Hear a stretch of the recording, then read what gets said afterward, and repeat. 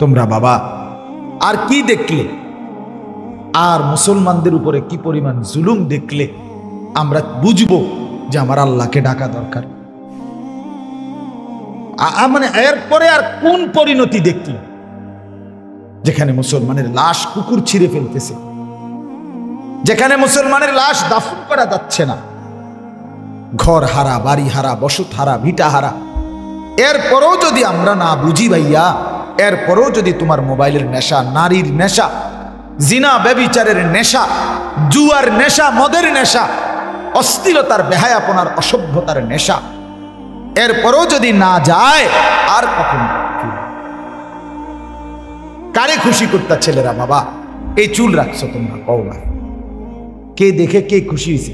এই পর্যন্ত তোমার এই বিশ্রী কাটিং, এই জঙ্গলি বর্বর কাটিং চুল দেখে কে তোমারে ধন্যবাদ দিছে? বলো ছেলে, আমার বাপ আল্লাহর দোহাই দিয়া কে, কোন মানুষটা সুস্থ স্বাভাবিক কোন মানুষ কোনদিন তোমাকে বাহাবা দিছে? কেউ কোনদিন যে আপনার এই অসাধারণ চুলের কারণে আপনার কাছে আসছে, একটু বুকে জড়ায় ধরতে আসেন, কোলাকুলি করি, মহানাকা, এমন ঘটনা তো ঘটে নাই বাপ। এজন্য আমি সর্বোচ্চ আবেগ দিয়ে বললাম, আজকে এটা প্রতিবাদের সময়, আজকে কলিজা রক্তক্ষরণের সময় আমাদের। আমরা যদি বিশ্বাস করি যে আমরা মার পবিত্র দুধ খাইছি, আমরা যদি বিশ্বাস করি আমাদের রক্তে ইসলামের এক ফোঁটা হলেও আছে, আমি অনুরোধ করব ছেলেরা, বিশ্বাস করো বা এই চুল ইয়াহুদিদের, ইসরায়েলের ইয়াহুদিদের প্রোডাক্ট। তোমরা আল্লাহর দোহাই মুসলমান মার লাশ, বাচ্চার রক্তে দেখে যদি তোমার কলিজায় ব্যথা লাগে, আমি অনুরোধ করলাম তোমাদেরকে, এই চুল যাদের বড় কাইটা ফেলবে, ডানে বামে বড়, এই নতুন সেলুন কাটিং, যেই বিশ্রী কাটিং চতুর্দিকে সমান করে, তোমরা যদি ছেলেরা বাপ দুইটা কাজ নিয়মিত করো, একটা হলো এই চুলগুলো কাইটা সহজ করো, ফজরের নামাজ যদি জামাতে পড়ো, ইনশাআল্লাহ কাফের বেঈমানরা বুঝবে মুসলমানের যুবকরা নড়ে চড়ে বসছে, মুসলমানের ছেলেরা তাদের ইসলামকে নিয়ে ভাবতেছে।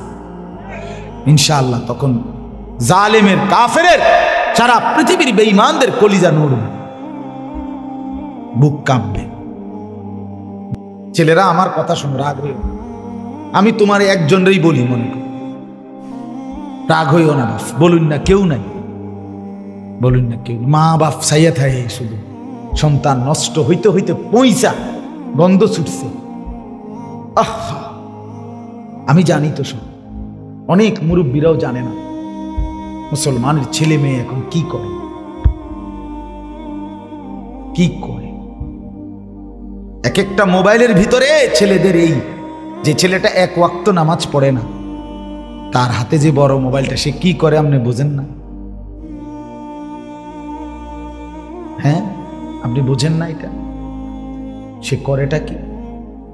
পৃথিবীর সমস্ত নোংরামি, সমস্ত উলঙ্গ ছবি, সমস্ত বেহায়াপনা সারা দিন সারা রাত করতে থাকে। সমবয়সী বন্ধুদের আড্ডায় একই কথা, একজন আরেকজনকে দেখাইতেছে একই জিনিস, একই আলোচনা, শুধু নারী, শুধু জিনা, শুধু ব্যভিচার, শুধু অসভ্য কথা। আমি একদিন পদ্মা সেতু পার হইয়া মাহফিল থেকে রাতের 2টা-2:30 বাজে আপনার পার হইয়া এক জায়গায় থামছি, চা খাবো, রাত বাজে তখন 2:30। তো চা দোকানের পাশে না হইল 100 মোটর সাইকেল, এই রাতের 2:30। প্রত্যেকটা মোটর সাইকেলে আপনার সব 2টা লোক, সবগুলি যুবক, এবং অধিকাংশটাতেই একটা একটা মেয়ে আছে।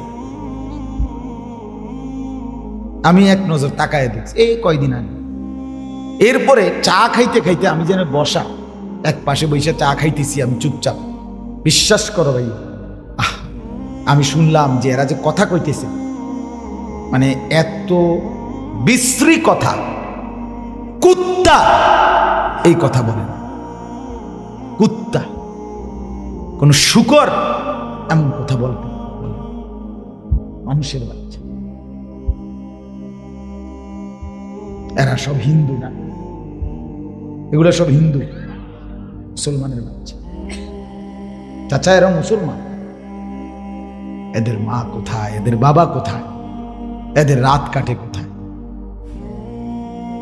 আপনারা দেখেন আপনাদের ছেলেদেরকে, চাচা আপনি হুদুর খারাইয়াছেন, আপনি দেখেন নাম বেনামাজি কয়জন আর নামাজি কয়জন, আপনিও চিনবেন। আমারে কোন এখন দায়িত্ব দেন, আমি অপদার্থ বেনামাজি ছেলেগুলো দাঁড় করাই। ইনশাআল্লাহ আমি যদি 100 জন দাঁড় করাই 98 জন ঠিক হবে ইনশাআল্লাহ, আশা করি। যাদের কপালে সেজদা নাই তারা আর জানোয়ার কোনো তফাৎ নেই। সেজদাবিহীন যুবক, তোর চেহারা দেখলেই বোঝা যায় তোর সাথে জানোয়ারের কোনো তফাৎ নাই, হাইওয়ানের সাথে কোনো। পেশাব করে পানি লও না, একবারও প্যান্টে আর লুঙ্গিতে পেশাবের ফোঁটা জমতে থাকে। আরে ছেলে, রাস্তার কুত্তা দেখো না, তোমার লগে যে মিলছে, কোনোদিন কুত্তা দেখো নাই? কোনোদিন কুত্তা মুতে দেখো নাই? কুত্তা মুততেও তো পানি লয় না, তুমি জানোয়ারও তো পেশাব করে পানি নিল না। হ্যাঁ, নিজেকে চিনলা না? এদ্দুর পরিচয় কি মানুষ ভুলে যায়? আত্মমর্যাদা, আত্মসম্মান, আত্মপরিচয় আমরা এতটা হেরে গেলাম। আমরা মুসলমান, আমাদের নিজস্ব কোনো চুল থাকবে না, আমাদের নিজস্ব কোনো পোশাক থাকবে না, আমাদের নিজস্ব কোনো চেহারা থাকবে না, আমাদের নিজস্ব কোনো নিয়ম কানুন কিচ্ছু নাই আমাদের। মানে আমরা আলাম একেবারে অসহায়, আমাদের কিচ্ছু নাই। আমাদের চুল কাফেরদের থেকে নেই, আমাদের সাজগোজ কাফেরদের থেকে। আমাদের মায়েরা, আমাদের বোনেরা সাজতেছে বেঈমানকে দেখে দেখে, আমাদের ছেলেরা ডিজাইন করতেছে বেঈমানকে দেখে দেখে। একটা ছেলে পাও ভাইয়া সেলুনের দোকানে যে চারদিকে চুলের কাটিং লাগানো থাকে, একটা কোনো মুসলমানের চুল? বলো না বাপ, বলো তো। তোমার বিবেকে কি এদ্দুর? তোমার বিবেকে, তোমার দেমাগের মধ্যে কি শয়তানে মুছছে? হ্যাঁ, তোমার দিমাগ নাই?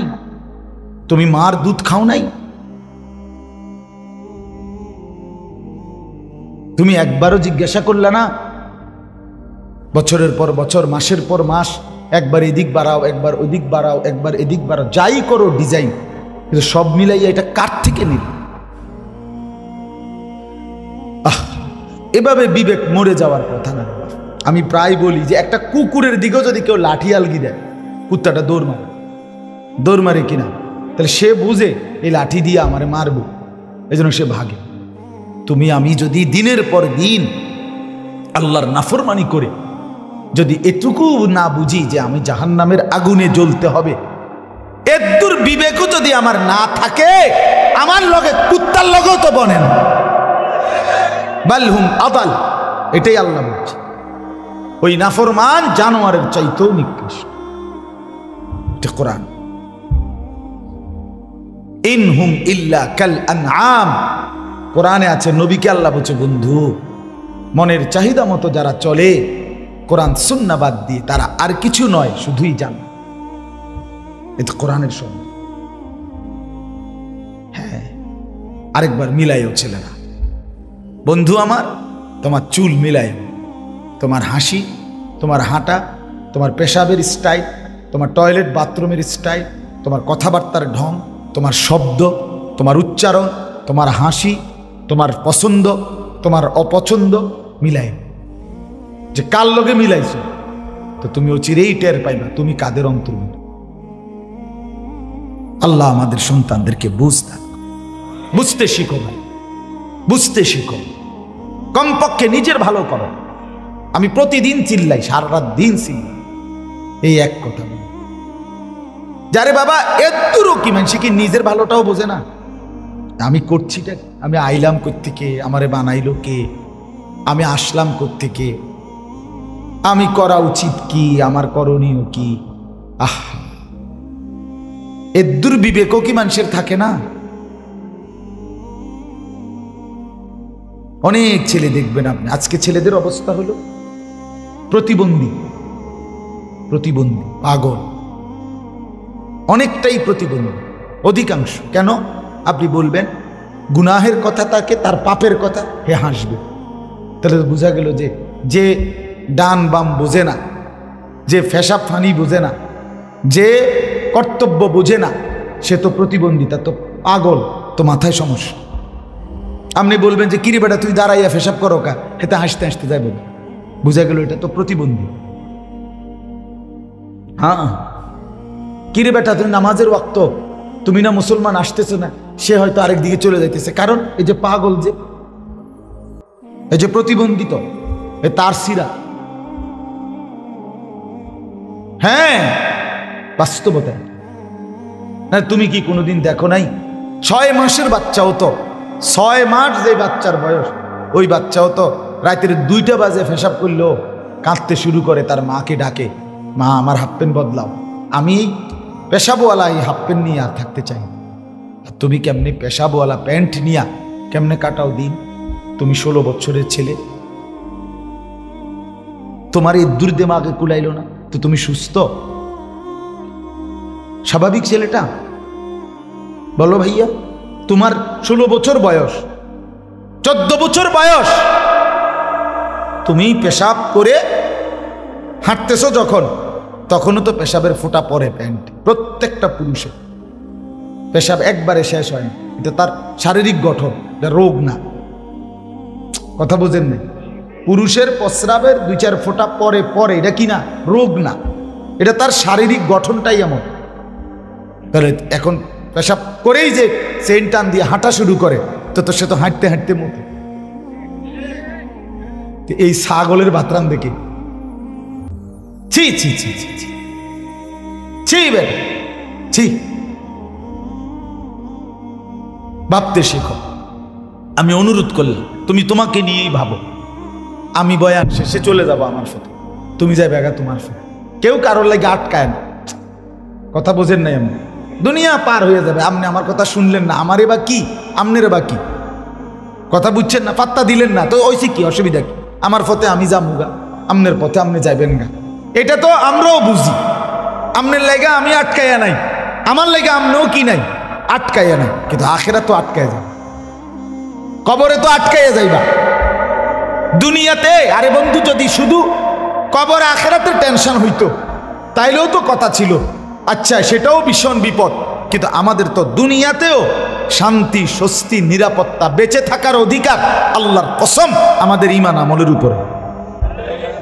আমরা তো নইলে বাঁচব না, আমরা তো বাঁচব নইলে। 7 বছরের বাচ্চা কি অপরাধ করছে, সে কেন ঘর হারা? যুদ্ধ, এই পরিস্থিতিতে ছোট্ট মাসুম বাচ্চা এভাবে লাশ, 1 2 ফিলিস্তিনের মধ্যে যে কয়জন মুসলমান এই পর্যন্ত শাহাদাত বরণ করছে, তার 3 ভাগের 2 ভাগ বাচ্চা, শিশু। এই জন্য বন্ধু আমার, ভাই আমার, ছেলেরা তোমাদেরকে আমি মহব্বত করি, ভালোবাসার টানে শক্ত কথা বলছি, মহব্বতে বলছি, নিজেকে শেষ করে দিও। এই মোবাইলের আসক্তি একদিন তোমারে ফকির বানায়।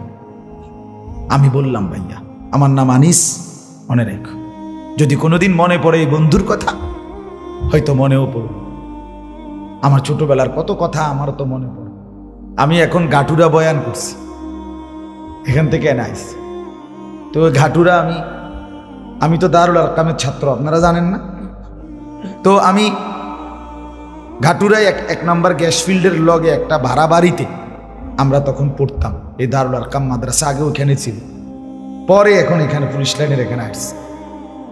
তা আমি ছোট্টবেলায়, কত সেই 91 সালে বা 92 সালে, আমি কুমিল্লা থেকে, কুমিল্লা ট্রান্সপোর্ট বাসে, কুমিল্লা সিলেটের বাসে, আপনার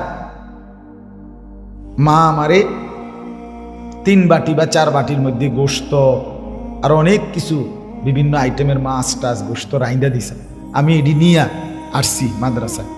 এই ঘাটুরা স্টেশনে যখন নামছি, নামতে গিয়ে আমি ছোট মানুষ, আমার হাতের টিফিন কারির বাটিটা পড়ে গেছে হাতে, বইরা সবটি তরকারি সিটটা গেছে রাস্তা।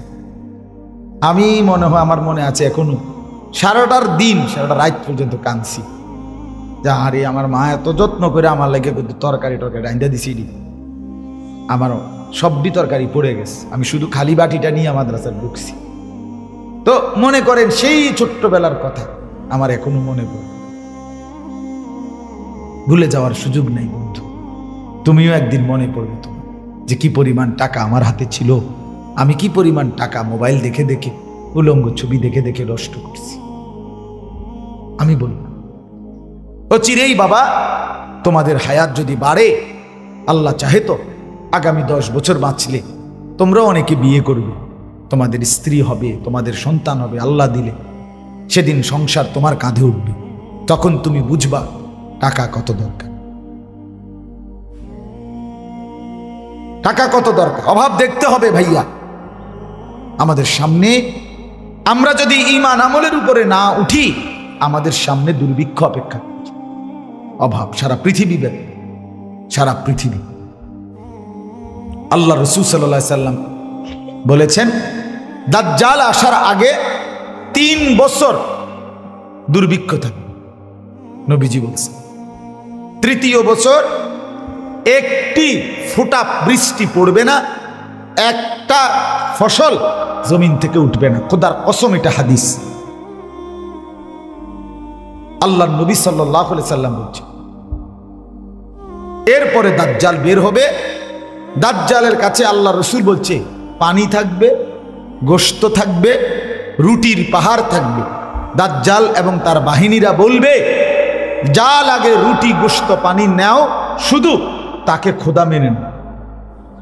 কোটি কোটি মুসলমান কসম শুধু এক রুটি আর গোশতের জন্য নিজের ঈমান বিক্রি করে দাজ্জালকে খোদা মেনে নিয়ে নেবে।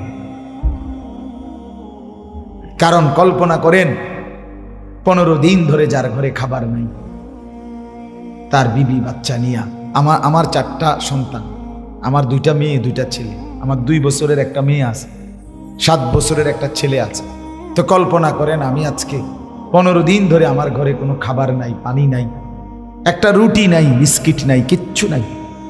এখন 15 দিন পরে কেউ যদি রাস্তার পাশে দাঁড়াইয়া বলে যার যা দরকার রুটি গোশত পানি নিয়ে যান, আর যাওয়ার পরে যদি বলে এই কাগজটার মধ্যে শুধু একটা সই দেন, দিব। সই দিলে সমস্যা কি? সইয়ের মধ্যে থাকতে পারে যে আমি এই ব্যক্তিকে কি মেনে নিলাম, খোদা মেনে নিলাম। আজকে ফিলিস্তিনের মুসলমান তাদের এক মুঠো খাবারের ব্যবস্থা নেই, তাহলে এটা কি অবাস্তব কথা? না, আমরা দেশে এমন হইতো না, না আমরা দেশে। তাইলে 92 লক্ষ, আমার কথা শুনেন, আমরা প্রতিদিন বলি 92 লাখ, মাত্র 1 কোটি না। কাফেরের আক্রমণে যদি মুসলমানের এই অবস্থা হয়, আমরা বাংলাদেশ 130 কোটি, 130 কোটি কাফেরের বেঈমানের কাঁটা তারের বেড়ার ভিতরে আমাদের মানচিত্রের চতুর্দিকে কাঁটা তারের বেড়ার ওই পাশে 130 কোটি কাফের। আমরা যদি পিছলা খাইয়া পড়ি, আমগরে আর আলগি দিয়ে তোলার মতো কেউ নেই আল্লাহ ছাড়া। আর আল্লাহকে তো আমরা ছেড়েই দিছি। আমাদের ছেলে নামাজ পড়ে না যে ঘরে, মেয়ে পর্দা করে না, স্ত্রী পর্দা করে না, রঙিন টেলিভিশন চলতেছে যেই ঘরে, আজকে 10 বছর ধরে বউ বাচ্চা মুসলমানের ঘরে, আপন ঘরে নাচ গান নর্তকীর ছবি, জিনা ব্যভিচারের দৃশ্য দেখতেছে। বাজারে উনি ব্যবসা করতেছে সুদ, কিস্তি, লোন, মিথ্যা কথার উপরে। তো আল্লাহকে ছেড়ে দিছে না সবাই? কথা বলেন না কেন? বাজারে আমনে দোকানেও আল্লাহরে ছেড়ে দিছেন, ঘরে আমনের বউ বাচ্চাও কাকে ছেড়ে দিছে? তো আল্লাহকে তো বাদে দিলাম, তো এরপরে নিরাপত্তা নিলাম, আশ্রয় নিলাম কা? আল্লাহ তো বাদ, তো এরপরে আল্লাহকে বাদ দিয়ে আশ্রয় নিচ্ছি কার আমরা? বলে, বলো ছেলেরা, বলো বাবা। তোমার দাদা না মরে যাবে, কিন্তু যৌবন থাকলে, যুবক হায়াত থাকলে তোমাকে তো আরো হয়তো 30 বছর বাঁচতে হবে, হতে পারে তুমি তো আরো 40 বছর বাঁচতে হবে। তোমার বাপের হায়াতে না কাছায় গেছে, তো তুমি কোন বিশ্বাসের উপরে ভরসা করে, কার উপরে আস্থা রেখে নিজেকে এইভাবে নষ্ট করে দিচ্ছ। অতএব আমি আমার অনুরোধ করলাম, আমি আমার অনুরোধ করলাম, বাস আমি আমার চিৎকার দিয়ে গেলাম। আমি যদি আর কোনোদিন বলতে নাও পারি, আবার সুযোগ নাও তো পাইতে পারি, আমরা বললাম কিন্তু আজই বলে গেল। তোমরা ছেলে, অনেক ছেলে, মাশা, এখানে যদি 300 জন হয় তো এখানে কমপক্ষে 200 জন হবে যুবক ছেলে। তোমরা 16 বছর, 14 বছর, 18 বছর, 20 বছরের ছেলে। বাবা, নিজেরে নষ্ট করো না, নিজেরে নষ্ট করো না।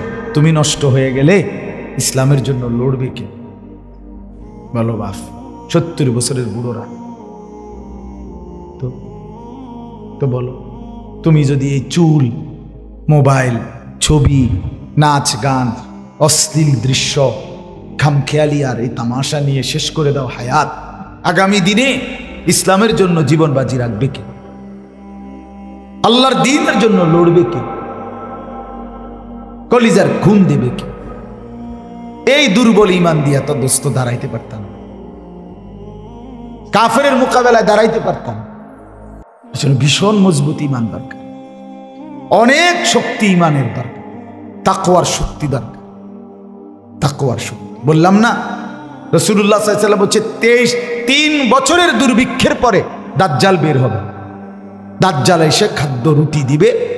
তো মুমিন একমাত্র মজবুত ঈমানদার ছাড়া বাকিরা সব হেরে যায়, রাসূল বলছে। আল্লাহর নবী বলছে, আমার উম্মতের সবচেয়ে বড় পরীক্ষা ঈমানের দাজ্জাল। সাহাবীরা জিজ্ঞেস করছে, ইয়া রাসূলুল্লাহ সাল্লাল্লাহু আলাইহি ওয়াসাল্লাম, দাজ্জাল যখন বের হবে, এই অভাব দারিদ্রতার মধ্যে দাজ্জালের খাবার যদি কেউ না নেয়, তাহলে ঈমান বাঁচাইতে হইলে সে কিভাবে বাঁচবে? অভাবের কারণে, ক্ষুধার কারণে।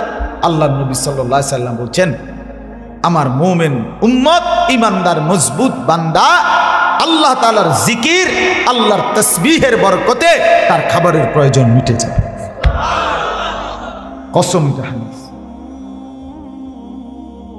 এটা হাদিস। আজকে ফিলিস্তিনের মজলুম মুসলমান, এই খাদ্য নাই, পানি নাই, শুধুমাত্র ঈমানের বলে এখনো টিকে আছে। নাকি বাদ ফানির বলে? ঈমানের। এই 1.5 মাসে সব হারাইয়া ফেলছে, কিন্তু একজন মুসলমানও তারা মুসলিম মুজাহিদদের বিরুদ্ধে কিছু বলেন, হামাসের বিরুদ্ধে কিছু বলেন, কারণ তারা আজকে 75 বছর ধরে মজলুম। একদিন 2 দিন না, তো 75 বছর টানা, 1948 সাল থেকে আজকের 2023 পর্যন্ত 75 বছর ধরে তারা রক্ত দিচ্ছে, জীবন দিচ্ছে মুসলমান। তারপরও আমি নিজে দেখছি, পত্রিকায় খবরের মধ্যে দেখছি, ফিলিস্তিনের এক সাংবাদিক নিজের স্ত্রী, নিজের ছেলে মেয়েদেরকে দাফন করে সবাইকে, এরপরে চোখ মুছতে মুছতে বলছে, তবু আমাদের গন্তব্য ফিলিস্তিন। মানে সব হারিয়েও ফিলিস্তিন ছাড়বে না। মা, আপন মা, সন্তান বাচ্চাদেরকে মা নিজে হাতের আঙ্গুলের মধ্যে, পায়ের আঙ্গুলে রশি রশি বাইন্ধা দিতেছে, ভিন্ন ভিন্ন কালারের। মুসলিম মাকে জিজ্ঞেস করছে, মা এরকম করছেন কেন? বলছে যে কিছুক্ষণ পরে যদি আমার সন্তান শহীদ হয়ে যায়, তো লাশের সারি থেকে আমার ছেলেটাকে যেন বের করতে পারি, এজন্য চিহ্ন দিয়ে রাখছে। এই মুহূর্তে এটা ঘটনা। ভাব তোমরা বাবা, আর কি দেখলে, আর মুসলমানদের উপরে কি পরিমাণ জুলুম দেখলে আমরা বুঝবো যে আমার আল্লাহকে ডাকা দরকার।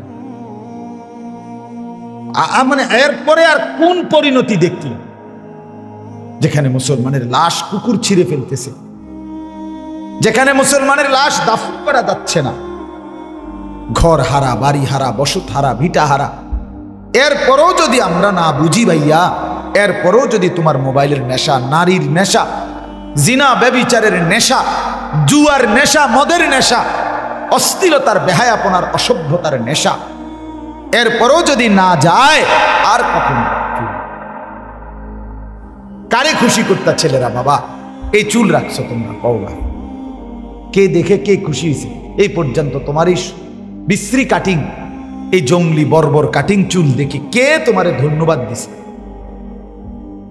বলো ছেলে, আমার বাপ আল্লাহর দোহাই দিয়া কে, কোন মানুষটা সুস্থ স্বাভাবিক কোন মানুষ কোনোদিন তোমাকে বাহাবা দিছে? কেউ কোনোদিন যে আপনার এই অসাধারণ চুলের কারণে আপনার কাছে আসছে, একটু বুকে জড়ায় ধরতে আসেন, কোলাকুলি করি মহানাকে, এমন ঘটনা তো ঘটে নাই বাপ। এজন্য আমি সর্বোচ্চ আবেগ দিয়ে বললাম, আজকে এটা প্রতিবাদের সময়, আজকে কলিজা রক্তক্ষরণের সময় আমাদের। আমরা যদি বিশ্বাস করি যে আমরা মার পবিত্র দুধ খাইছি, আমরা যদি বিশ্বাস করি আমাদের রক্তে ইসলামের এক ফোঁটা হলেও আছে, আমি অনুরোধ করব ছেলেরা, বিশ্বাস করো বাপ, এই চুল ইয়াহুদিদের, ইসরায়েলের ইয়াহুদিদের প্রোডাক্ট।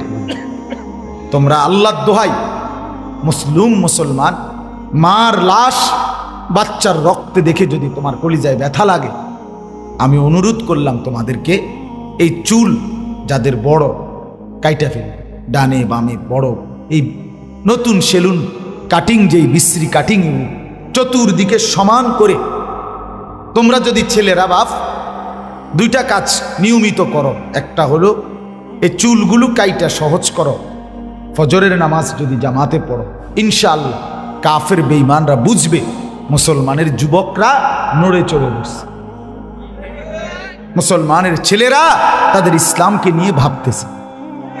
ইনশাআল্লাহ তখন জালেমের কাফেরের সারা পৃথিবীর বেঈমানদের কলিজা নড়বে, বুক কাঁপবে। যুবক ছেলেরা যদি, মুসলমানের যুব সমাজ যদি না দাঁড়ায়, চাচাদেরকে বলি বিশ্বাস করেন বা এদেরকে যদি না ফিরাইতে পারেন, আমরা বড় বেশি বিপদে। এটা বললাম, যে কয়জন বাবা আছেন এখানে, চাচা আছেন, আপনাদের কাছে অনুরোধ করুন, আপনারা আপনাদের ছেলেকে বুঝান, মেয়েকে বুঝান, চোখের পানি ফেলেন, আপনাদের ছেলে মেয়েকে বলেন আল্লাহর দিকে ফির, নাহলে বেশি কষ্ট হয়ে যাবে আমার। আগামী দিনে আমাদের মুসিবতের কোনো কুল কিনারা থাকবে, কুল কিনারা।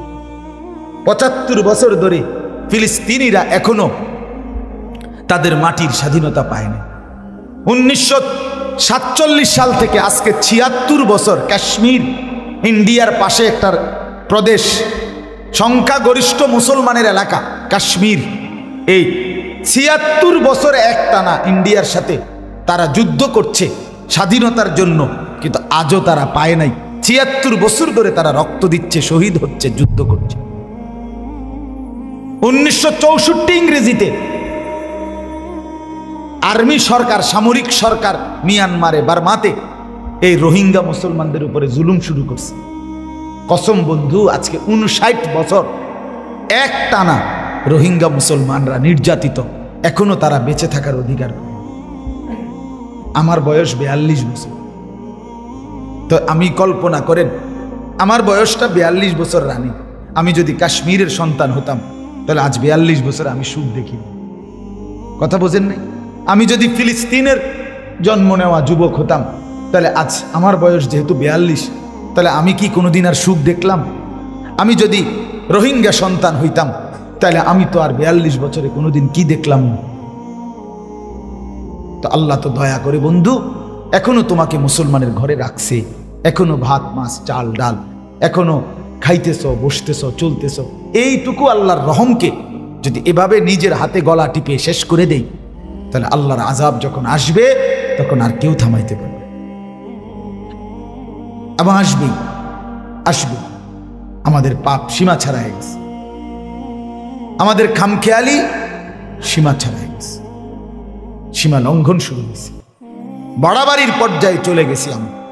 এজন্য আমরা প্রত্যেকেই নিজেদের ঈমান সুন্দর করি, আখিরাত সুন্দর করি, আগামী দিনের বেঁচে থাকার মতো নিরাপত্তা নিশ্চিত করা দরকার। আর আল্লাহ তাআলা বলছে সেটা ঈমান আমলের মধ্যে।